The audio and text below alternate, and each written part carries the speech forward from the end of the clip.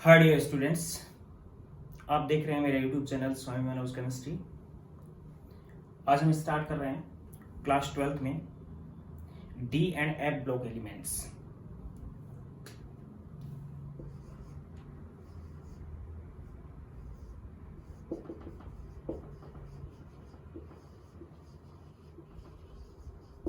D and F block elements, इनमें पहले हम बात करेंगे डी ब्लॉक एलिमेंट्स की। पीरियोडिक टेबल के अंदर डी ब्लॉक एलिमेंट्स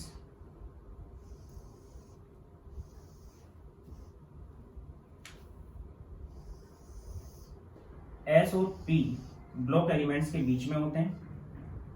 ग्रुप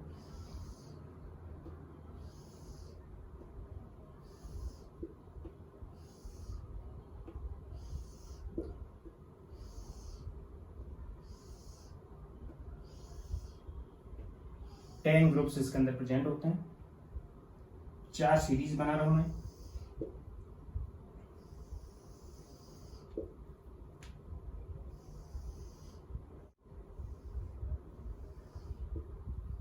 इसमें जो एलिमेंट है scandium, titanium, vanadium, chromium, manganese, iron, cobalt, nickel, copper and zinc.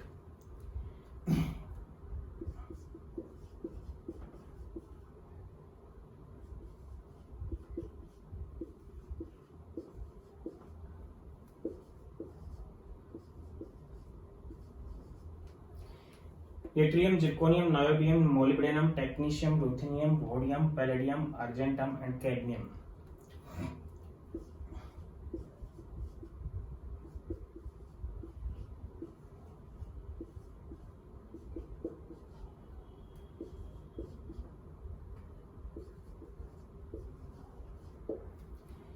lanthanum, hafnium, tantalum, tungsten, rhenium, osmium, iridium, platinum, gold and mercury।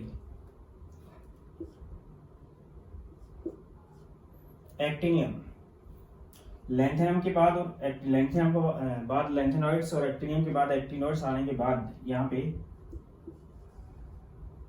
क्रुस्टोनियम और rutherfordium, क्रुस्टोनियम, हैवनियम, Anil, हेक्सियम, Anil सेप्टियम, Anil ऑक्टियम, Anil एनियम, अनिलियम and अनियम,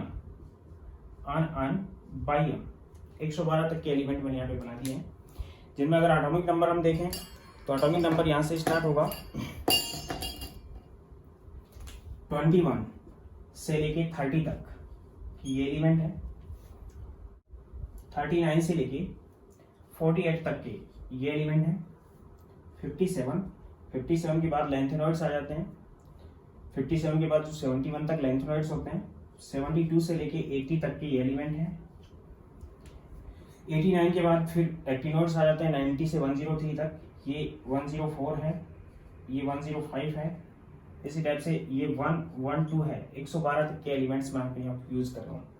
सभी जो elements हैं इनके आउटरमोस्ट इलेक्ट्रॉन डी ऑर्बिटल्स में जाने की वजह से all R D block elements.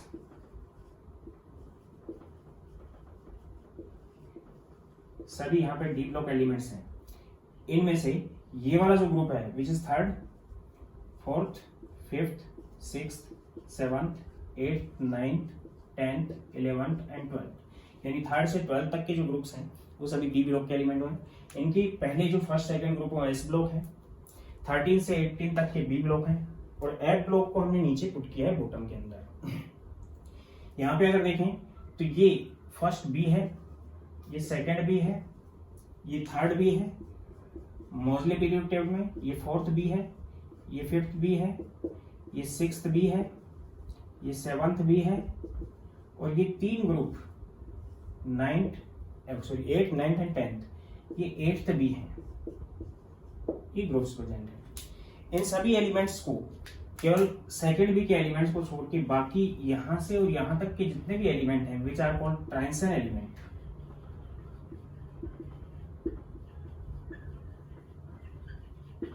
Zinc, cadmium, mercury और 112 नंबर पे आने वाला यूयूबी, ये सभी ट्रांजिशन एलिमेंट नहीं है, डी ब्लॉक के टिपिकल एलिमेंट्स हैं।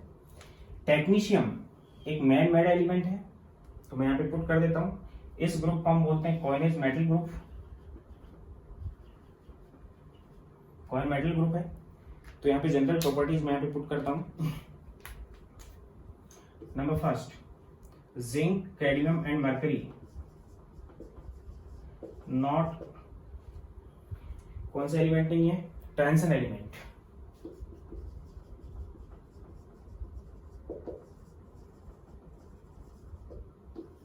Second, man made element,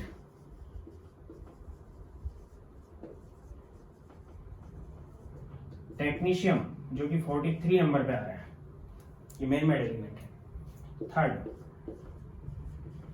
liquid element which is mercury जो 80 नंबर पे आ रहा है।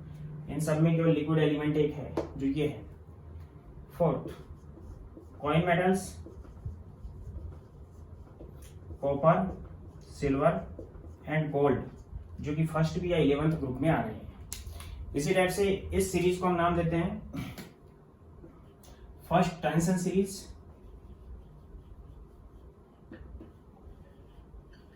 ये सेकंड ट्रांजिशन सीरीज है, ये थर्ड ट्रांजिशन सीरीज है, ये फोर्थ ट्रांजिशन सीरीज है। या फिर इसको हम नाम देते हैं 3D सीरीज, इसको हम 4D सीरीज नाम देते हैं, इसको हम 5D सीरीज नाम देते हैं और इसको हम 6D सीरीज नाम देते हैं।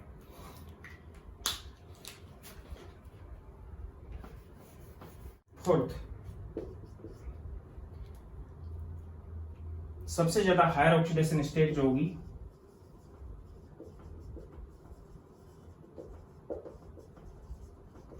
वो एक्सप्रेस करता है कौन सा एलिमेंट, एक तो ऑस्मियम और एक rhodium, osmium and rhodium, RH-O4 and OSO4 +8 and +8 oxidation state express करते हैं।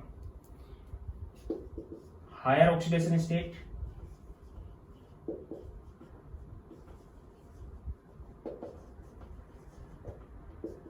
इन 3D सीरीज, 3D सीरीज के अंदर सबसे ज्यादा ऑक्सीडेशन स्टेट होती है मैग्नीज की।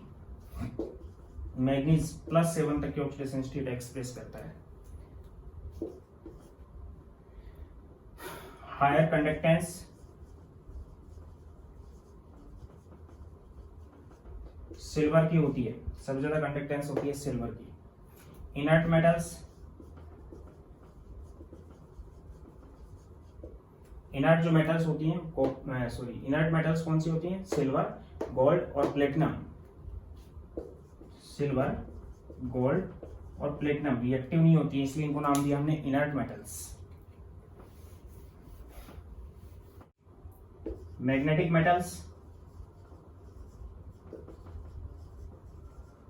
जिनको मैग्नेट अट्रैक्ट करती है, उन मेटल्स की बात करें हम तो आयरन है, कोबाल्ट है, निकल है, रोडियम है, इरिडियम है।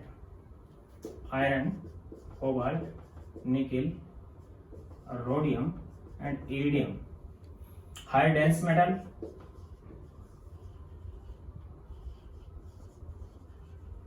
सबसे ज्यादा डेंसिटी होती है वो इरिडियम की होती है विच इज 22.60 ग्राम पर सीसी। सेकेंड नंबर पे होती है ऑस्मियम की विच इज 22.57 ग्राम पर सीसी, थोड़ी सी कम होती है इसकी। मरकरी एक लिक्विड मेटल होने के बाद भी इसकी डेंसिटी 13.6 ग्राम पर सीसी होती है, लिक्विड होने के बाद भी डेंसिटी इतनी है मरकरी की। सबसे ज्यादा जो हार्डेस्ट मेटल है इसके अंदर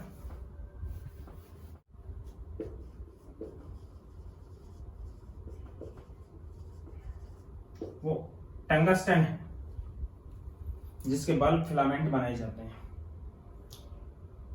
एक्टिनियम से लेके बाकी के जो 6D सीरीज की मेटल्स हैं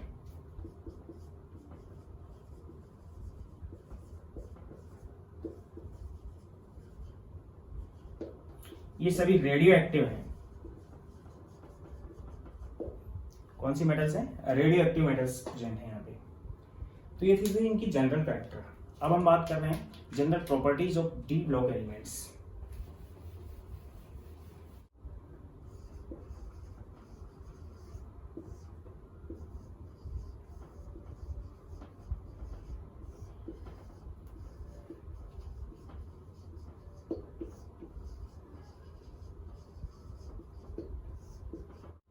general properties of d block elements. Number first, electronic configuration.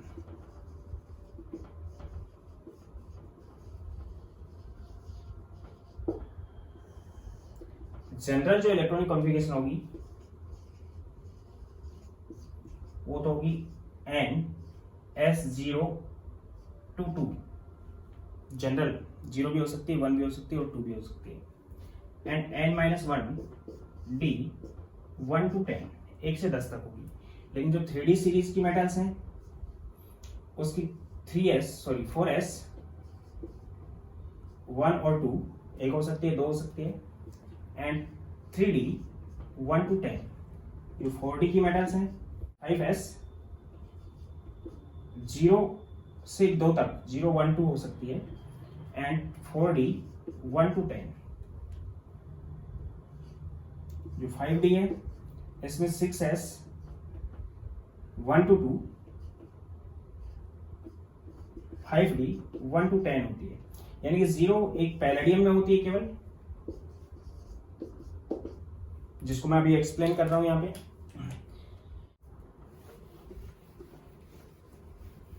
अगर हम 3D सीरीज की मेटल्स लें तो स्कैंडियम है, टाइटेनियम है, वेनेडियम है, क्रोमियम है, मैग्नीज है, आयरन है, कोबाल्ट है, निकल, कॉपर एंड जिंक है. तो इलेक्ट्रॉनिक कॉन्फ़िगरेशन स्कैंडियम की आएगी आर्गन 3D1 4S2. 4S को मैं बाद में पुट कर रहा हूँ, 3D को पहले. टाइटेनियम के लिए argon 3D2 4S2, 3D3 4S2, 3D5 4S1, 3D5 4S2, 3D6 4S2, 3D7 4S2, 3D8 4S2, 3D10 4S1 and 3D10 4S2. Half fill और फुल फिल की जो अनस्टेबिलिटी की वजह से बोर-बेरी रूल फॉलो नहीं हो रहा, वो एक तो इसमें नहीं हो रहा क्योंकि यहाँ पे 3D हाफ फिल 3 के बाद सीधा 5 हो गया तो एक 4S का इलेक्ट्रॉन इसमें चला गया. उसी टाइप से in case of copper half fill और फुल फिल सब सेल की स्टेबिलिटी के बेस पे इस टाइप से एक्सप्लेन होगा. इसी टाइप से हमारे 4D सीरीज की मेटल्स ने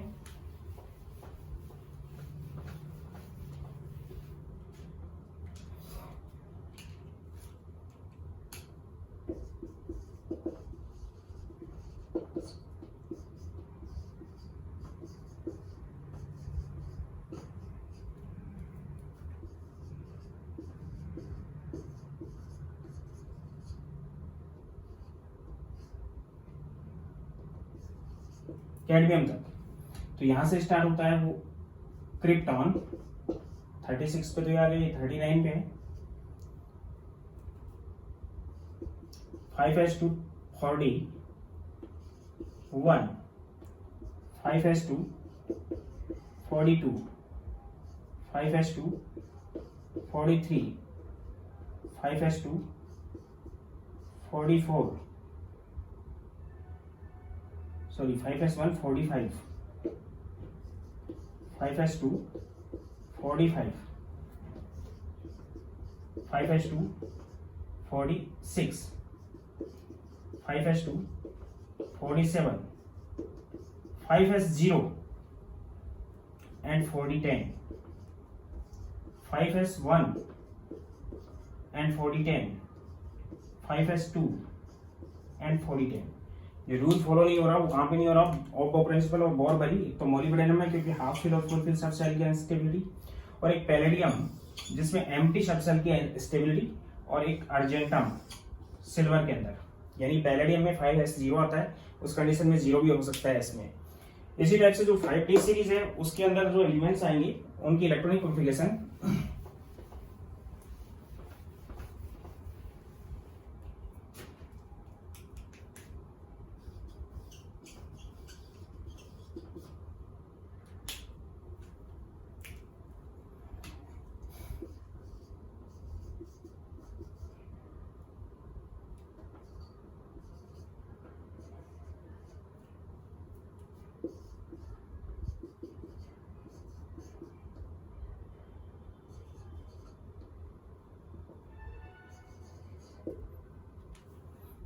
लेंथ है हमें 57 नंबर पे आता है। जीनॉन के बाद जो इलेक्ट्रॉन कॉन्फ़िगरेशन है जीनॉन के बाद which is 6s2 4f0 and 5d1।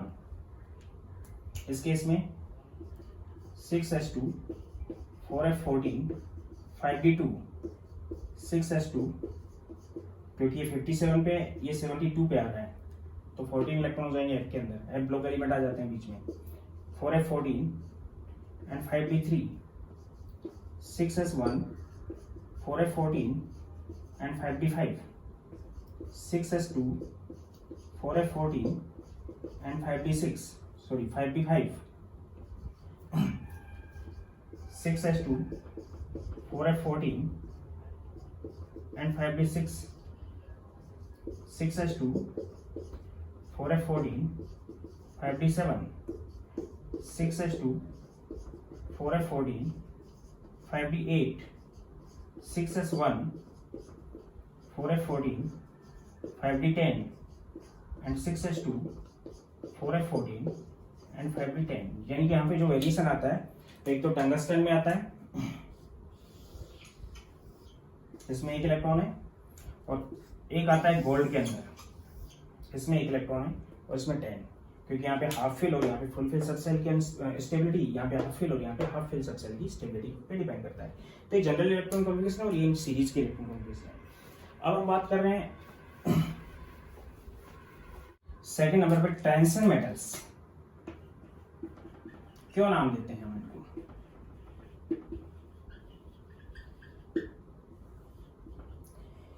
क्योंकि एस ब्लॉक के एलिमेंट और पी ब्लॉक के एलिमेंट के बीच में एक ब्रिज का वर्क करते हैं, बीच में एक ब्रिजिंग का वर्क करते हैं या ब्रिज का वर्क करते हैं, इसलिए इनको नाम दिया हमने ट्रांजिशन मेटल्स और transition elements.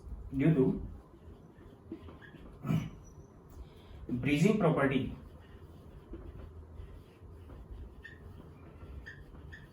of this group elements या this block elements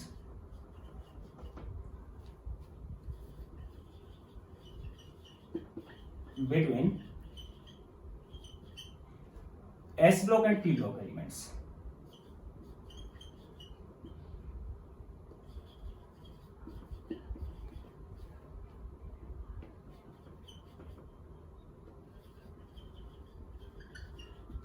अब ट्रांजिशन एलिमेंट्स इसलिए नाम दिया इसको, और ट्रांजिशन मेटल्स वो मेटल्स होती हैं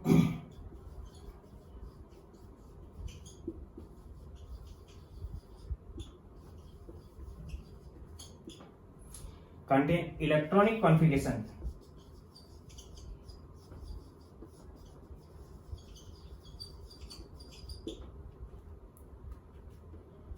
ns0 1 और 2 n-1 D 1 to 9, यानी कि D फुलफिल नहीं होना चाहिए, 10 नहीं होने चाहिए उसमें।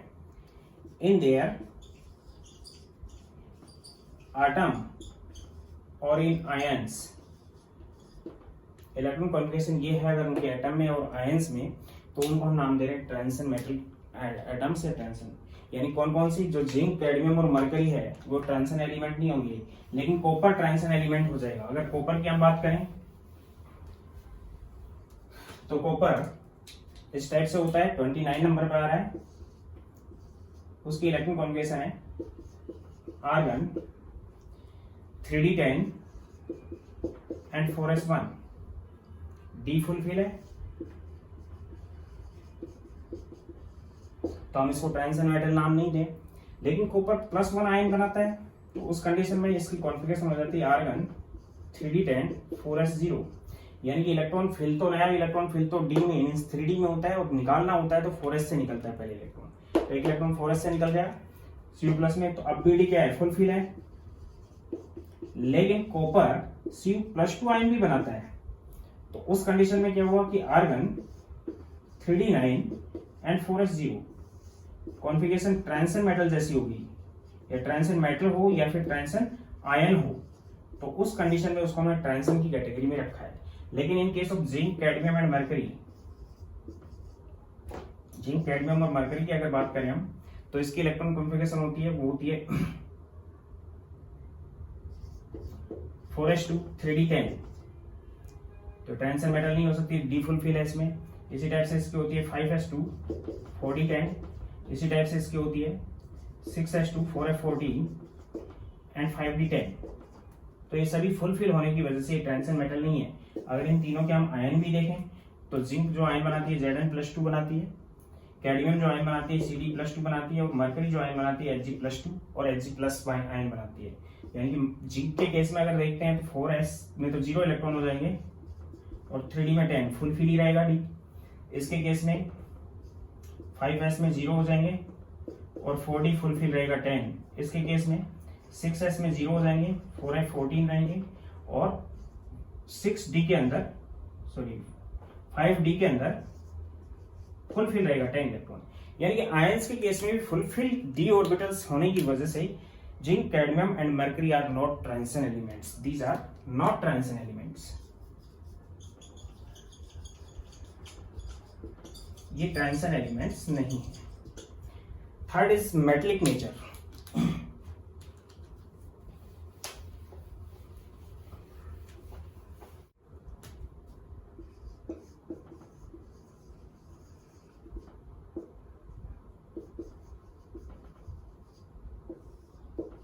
All d block elements are metals.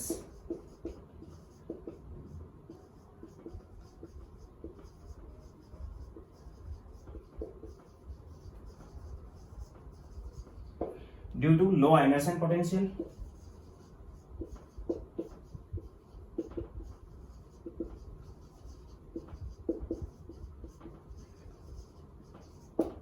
and get positive oxidation number.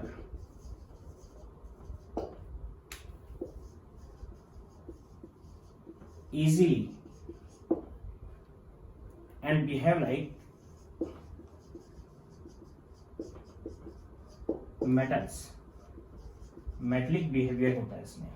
और जो लिंक होते हैं वो कपलिंग होती है। एक मेटल का एटम है, एक मेटल का, जैसे आयरन का मेटल है तो ये भी आयरन का एटम है, ये भी आयरन का एटम है। दोनों के जो डी ऑर्बिटल्स होते हैं उनमें डी मेटलिक कपलिंग होती है, जिसकी वजह से मेटलिक बॉन्ड बनता है। Metallic bond found between atoms bye D coupling.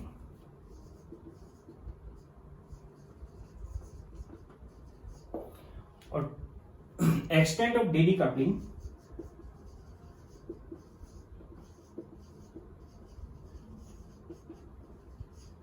depends upon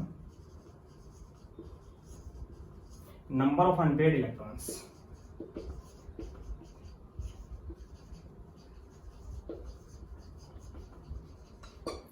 जो DD कपलिंग का एक्सटेंट है वो नंबर ऑफ अनपेयर्ड इलेक्ट्रॉन्स पर डिपेंड करता है। Means strongness of metallic bond is directly proportional to number of unpaired electrons present in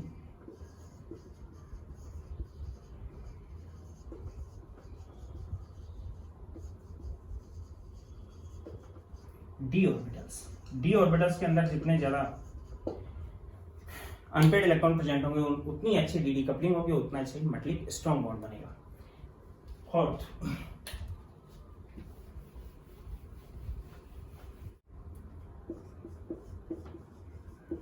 crystal structures.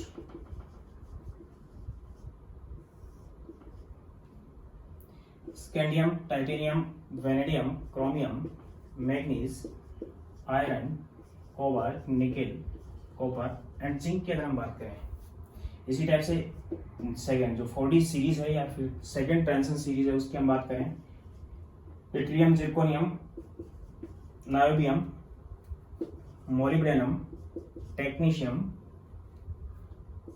Ruthenium, rhodium, palladium, silver and cadmium. 5D series की अगर बात करें हम, lanthanum, hafnium, tantalum, tungsten, rhenium, osmium, iridium, platinum, gold and mercury.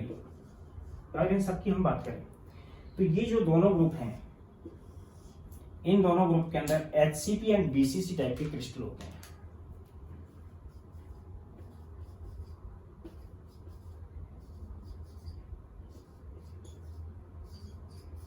यानी कि इनकी crystal structure HCP type की होती है या फिर BCC टाइप की होती है।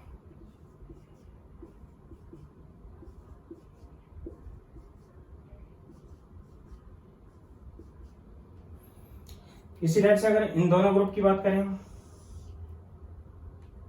तो इनकी क्रिस्टल स्ट्रक्चर BCC टाइप की होती है।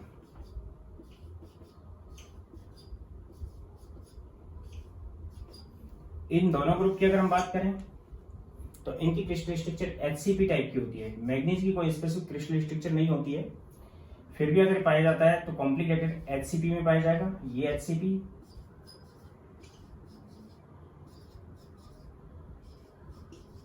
ये तीनों ग्रुप जनरली CCP में पाए जाते हैं।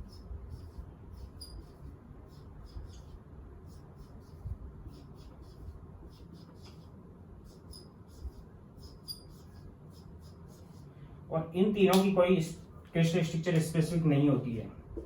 मरकरी एक लिक्विड है इसलिए स्पेसिफिक नहीं है, फिर भी अगर ये सॉलिडिफिकेशन में पाए जाते हैं तो HCP में पाए जाते हैं, वो भी चेंजेबल है। यानी कि हम कह सकते हैं कि manganese, zinc, cadmium and mercury, इनकी कोई स्पेसिफिक क्रिस्टल स्ट्रक्चर नहीं होती, सॉफ्ट मेटल्स होती हैं। Manganese, zinc, cadmium and mercury are soft metal, have not a specific crystal structure.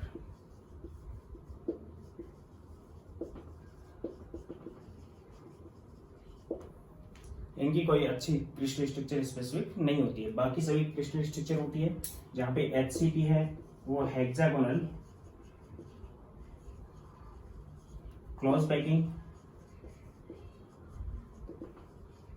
CCP है क्यूबिक क्लोज पैकिंग है,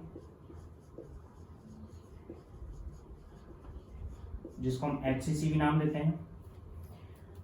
और जो BCC है वो बॉडी सेंटर्ड क्यूबिक स्ट्रक्चर बनाते हैं। एक्चुअल में क्रिस्टल स्ट्रक्चर डिपेंड करती है उनकी हार्डनेस और सॉफ्टनेस पे। जितना ज़्यादा हार्ड मटेरियल होगा उतनी ही उसकी अच्छी क्रिस्टल स्ट्रक्चर होगी। और हार्डनेस डिपेंड करती है DD कपलिंग पे, जो मैं आपको यहाँ पे रिपीट कर रहा हूँ। अभी मैंने थोड़ी देर पहले बताया कि DD coupling depends upon number of unpaired electrons.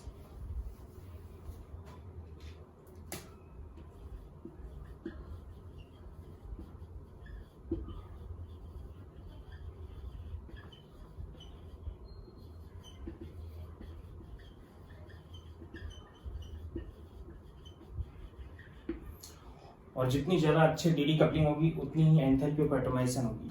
Enthalpy of atomisation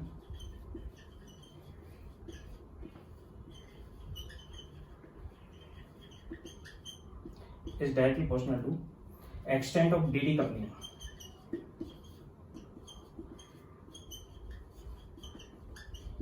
अगर हम स्कैंडियम से चलते हैं, ध्यान देना, स्कैंडियम, टाइटेनियम, वेनेडियम से चलते हैं हम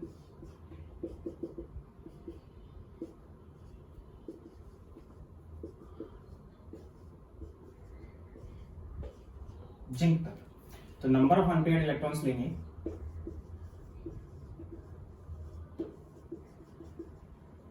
तो स्कैंडियम में नंबर ऑफ अनपेयर्ड इलेक्ट्रॉन 1 होगा, क्योंकि d ऑर्बिटल्स ये हैं, 3d1 होती है, तो 1 इलेक्ट्रॉन होगा, ये अनपेयर्ड होगा। टाइटेनियम में 2 इलेक्ट्रॉन होंगे तो 2 अनपेयर्ड इलेक्ट्रॉन होंगे। वेनेडियम में 3 अनपेयर्ड इलेक्ट्रॉन होंगे। क्रोमियम में 6 अनपेयर्ड इलेक्ट्रॉन रहते हैं, 5 इसमें और 1 s में। तो इसमें जो अनपेयर्ड इलेक्ट्रॉन होते हैं क्रोमियम में, नंबर ऑफ अनपेयर्ड इलेक्ट्रॉन 6 होते हैं। लेकिन DD कपलिंग में देखेंगे तो नंबर ऑफ अनपेयर्ड इलेक्ट्रॉन हम d ऑर्बिटल्स में देखेंगे जो 5 हो जाएंगे। मैग्नीज में भी कितने होंगे? 5 होंगे। आयरन में कितने होंगे? एक पेयरिंग हो जाएगी तो आयरन में 4 हो जाएंगे। कोबाल्ट में एक पेयरिंग और हो जाएगी, देन इसमें 3 हो जाएंगे। इसमें एक पेयरिंग और हो जाएगी निकल में, देन इसमें 2 हो जाएंगे। इसमें एक पेयरिंग और हो चुकी होगी, या फिर 0 हम यूज कर सकते हैं। और जिंक में भी 0 होंगे। जबकि कॉपर के अंदर ओप्पो प्रिंसिपल के अकॉर्डिंग एक अनपेयर्ड इलेक्ट्रॉन हो सकता है, तो मैं उस एक अनपेयर्ड इलेक्ट्रॉन को कंपेयर कर रहा हूँ यहाँ पे। तो यहां से यहां तक अनपेयर्ड इलेक्ट्रॉन बढ़ते जा रहे हैं और फिर अनपेयर्ड इलेक्ट्रॉन डिक्रीज हो रहे हैं। तो यहां से यहां तक अनपेयर्ड इलेक्ट्रॉन बढ़ते हैं, तो मेटलिक बॉन्ड की नेचर क्या होगी, डी कपलिंग बढ़ेगा।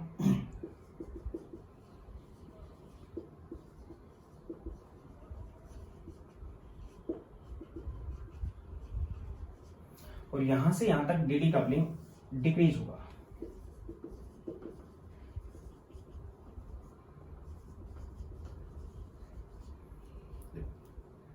तो जैसे जैसे डी कपलिंग बढ़ेगी मेटल बॉन्ड स्ट्रांग होता चला जाएगा, एंथैल्पी ऑफ एटोमाइजेशन बढ़ेगी। Then in case of manganese there is half filled electrons,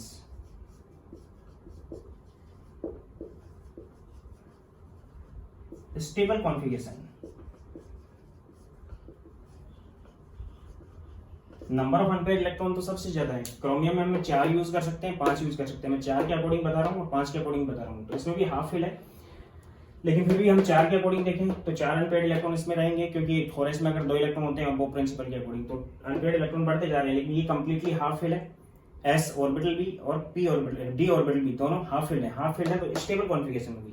जब स्टेबल कॉन्फिगरेशन होती है डी ऑर्बिटल की, तो डी ऑर्बिटल स्टेबल होने की वजह से दोनों डी ऑर्बिटल, एक मैग्नीज ये है एक मैग्नीज ये है, दोनों मैग्नीज के बीच में डी ऑर्बिटल्स हाफ फील्ड होने की वजह से स्टेबल है। तो दोनों के अंदर कपलिंग बहुत अच्छी नहीं हो पाई, क्योंकि वो स्टेबल थे। दोनों के अंदर कपलिंग अच्छी नहीं हो पाती है, इसलिए मैग्नीज के अंदर अच्छी कपलिंग नहीं होती, इसलिए इसका एंथैल्पी ऑफ एटोमाइजेशन कम हो जाता है,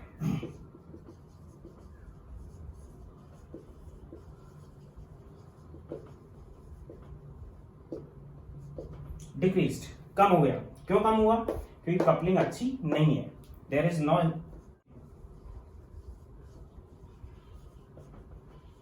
बिटवीन डी ऑर्बिटल्स के बीच में अच्छी कपलिंग नहीं है। इसी टाइप से जिंक के अंदर अनपेयर्ड इलेक्ट्रॉन 0 हो गए, तो वहां पे भी कपलिंग अच्छी नहीं है, इसलिए इसकी भी एंथैल्पी ऑफ एटोमाइजेशन कम है और इसकी भी एंथैल्पी ऑफ एटोमाइजेशन कम है। तो कैडमियम का भी कम होगा और मरकरी का भी कम होगा। एंथैल्पी ऑफ एटोमाइजेशन कम होने की वजह से इनके डी ऑर्बिटल्स के बीच में कपलिंग नहीं हो पाती। क्यों, क्योंकि अनपेयर्ड इलेक्ट्रॉन या तो क्या हो गए, हाफ फिल हो गए जो स्टेबल हो गए, या फिर फुल फिल हो गई जो स्टेबल हो गई। उस कंडीशन में कपलिंग अच्छी नहीं होती, इसलिए इनकी कोई स्पेसिफिक क्रिस्टल स्ट्रक्चर नहीं होती है।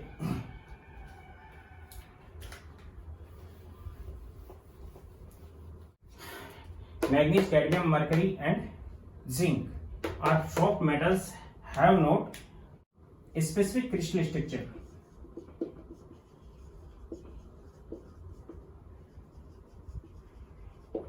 रीजन है इसका, in manganese there is half field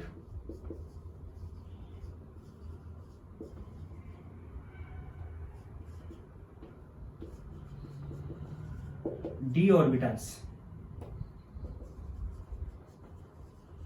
which are stable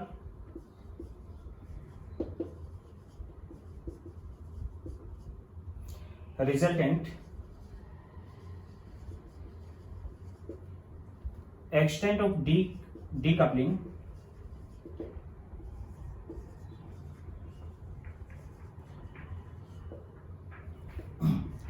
least in this case, therefore it is soft metal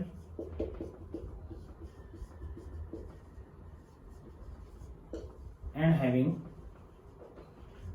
weak metallic bond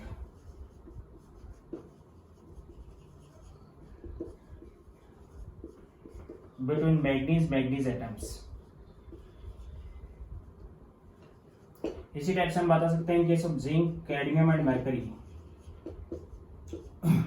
D orbitals are fulfilled,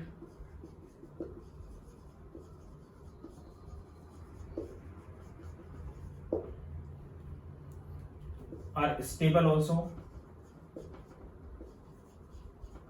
resultant not have good DD coupling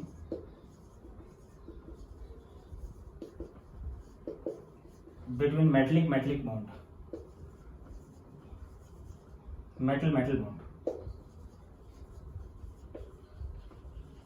इसलिए जो bond का extent है वो भी कम हो गया और उस कंडीशन में क्रिस्टल स्ट्रक्चर इनकी स्पेसिफिक नहीं होती है। फिफ्थ,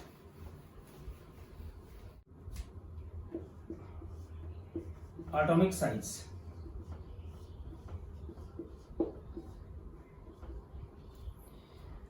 इनकी केस में क्या होता है कि एटॉमिक साइज हम अप टू डाउन देखेंगे तो अप टू डाउन तो इंक्रीज होना चाहिए, जनरली ऐसा होता है, लेकिन 4D और 5D के एलिमेंट्स के साइज अप्रोक्सीमेटली इक्वल होता है, उसका भी बेसिक रीजन है। और एक पता है कि लेफ्ट टू राइट इनमें चलते हैं, क्योंकि लेफ्ट टू राइट में वेरिएशन आता है। लेफ्ट टू राइट में पहले तो एटॉमिक साइज और इसमें ग्राफ प्लॉट किया जाए एटॉमिक नंबर के बीच में,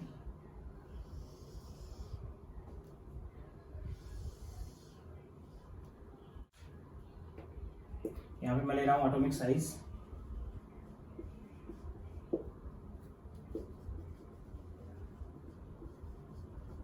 और यहाँ पे ले रहा हूं मैं एटॉमिक नंबर।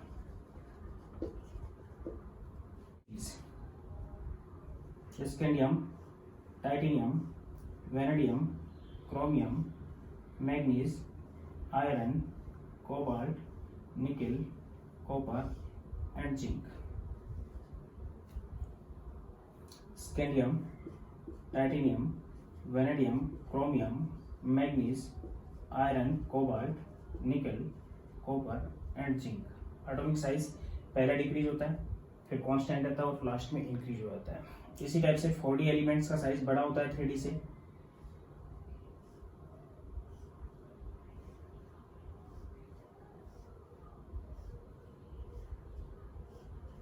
पहला डिक्रीज होता है फिर इंक्रीज होता है, विच आर इट्रियम,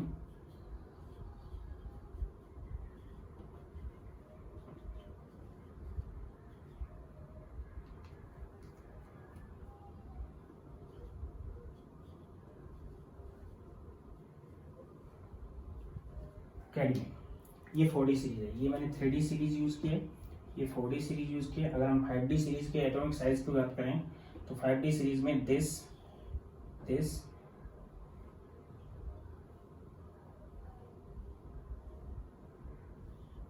लेंथेनम का साइज तो बड़ा होता है, इस टाइप से आएगा 5D सीरीज के लिए। ये मैंने 5D सीरीज यूज की है, जिसमें यहाँ पे लेंथेनम है,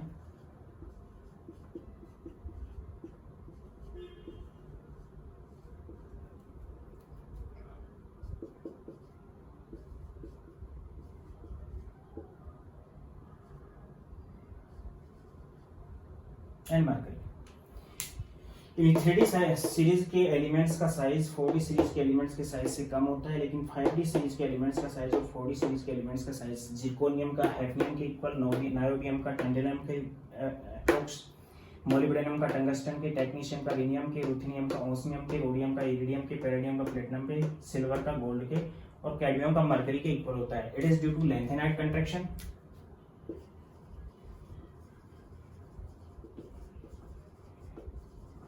लेंथेनाइट कंट्रैक्शन की वजह से ऐसा होता है।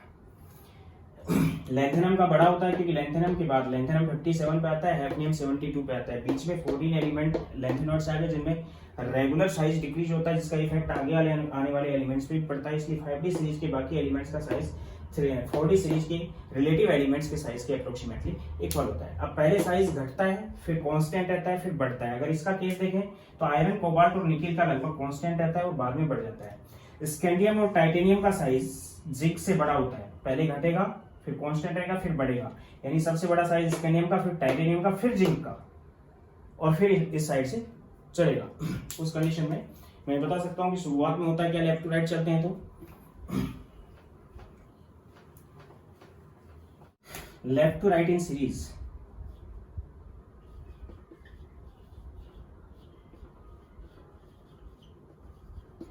इनिशियल साइज का इफेक्ट दो चीजों पे पड़ता है, एक तो इफेक्टिव न्यूक्लियर चार्ज और एक screening effect. Atomic size depend करता है directly proportional to screening effect, यानी कि स्क्रीनिंग इफेक्ट अगर बढ़ेगा तो एटॉमिक साइज बढ़ेगा, and atomic size directly proportional to Z effective 1/Z effective. यानी कि इफेक्टिव न्यूक्लियर चार्ज अगर बढ़ेगा तो एटॉमिक साइज घटेगा, और स्क्रीनिंग इफेक्ट बढ़ेगा तो एटॉमिक साइज बढ़ेगा। यानी कि इनिशियली साइज घटने का बेसिक रीजन क्या है कि इफेक्टिव न्यूक्लियर चार्ज डोमिनेट करता है screening effect. Left to right चलते हैं तो स्क्रीनिंग इफेक्ट बढ़ेगा, लेकिन लेफ्ट टू राइट चलेंगे तो उस कंडीशन में जेड इफेक्टिव भी क्या होगा, इंक्रीज होगा। तो जेड इफेक्टिव डोमिनेट करता है स्क्रीनिंग इफेक्ट पे, इसलिए एटॉमिक साइज क्या होता है, डिक्रीज हो जाता है। तो initially effective nuclear charge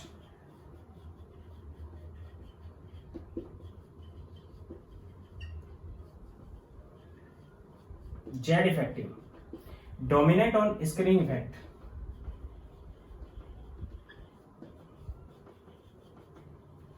therefore size decreased।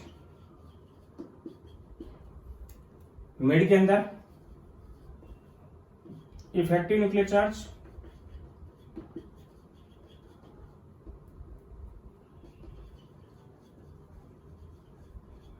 Approx equal to screening effect, उस कंडीशन में साइज कांस्टेंट सा हो जाता है। एंड फाइनली और लास्ट में स्क्रीनिंग इफेक्ट डोमिनेट करता है जेड इफेक्टिव पे, तो साइज बढ़ने लगता है। इफेक्टिव न्यूक्लियर चार्ज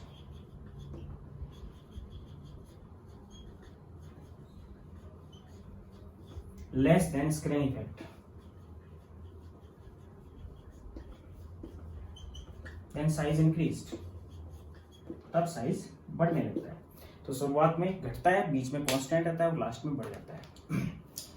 और इसमें एक चीज हम बता रहे हैं कि लेफ्ट टू राइट चलते हैं तो साइज में बहुत ज्यादा वेरिएशन नहीं आता। यानी कि लेफ्ट टू राइट चलने पे किसी भी सीरीज में साइज में बहुत ज्यादा वेरिएशन नहीं आ पाता है। यानी कि atomic size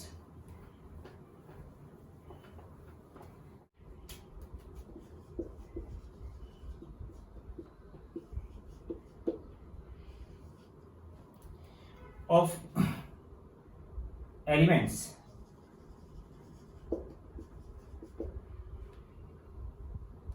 not having large difference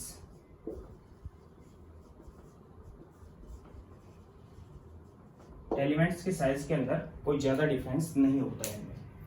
6 क्यों नहीं होता है, क्योंकि दोनों इफेक्ट वर्क करते हैं, इफेक्टिव न्यूक्लियर चार्ज भी और स्क्रीनिंग इफेक्ट भी। 6 oxidation states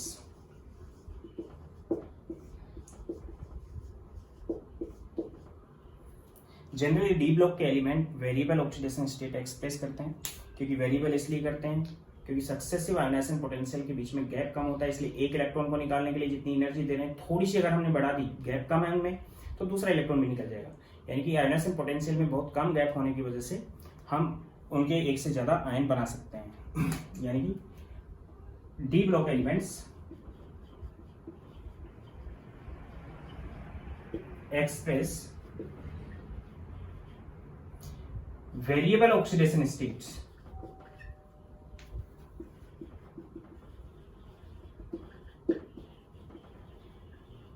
due to least gap between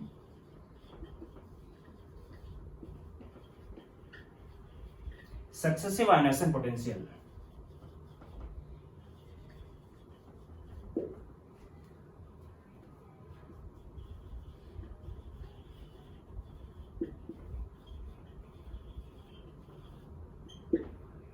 successive ionization potential में कम गैप होने की वजह से डी ब्लॉक के जो एलिमेंट है वो वेरिएबल ऑक्सीडेशन स्टेट एक्सप्रेस करते हैं। फॉर एग्जांपल अगर हम 3D सीरीज की बात करें तो 3D सीरीज में एलिमेंट आते हैं scandium, titanium, vanadium, chromium, manganese, iron, cobalt, nickel, copper and zinc.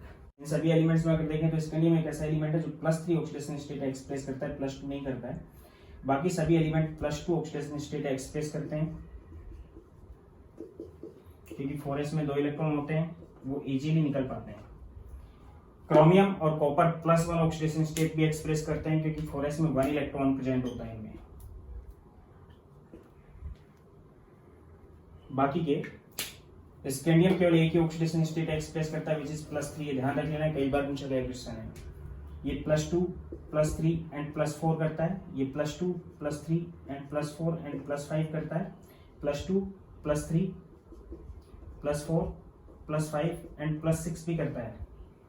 Manganese +2 +3 +4 +5 +6 and +7 करता है।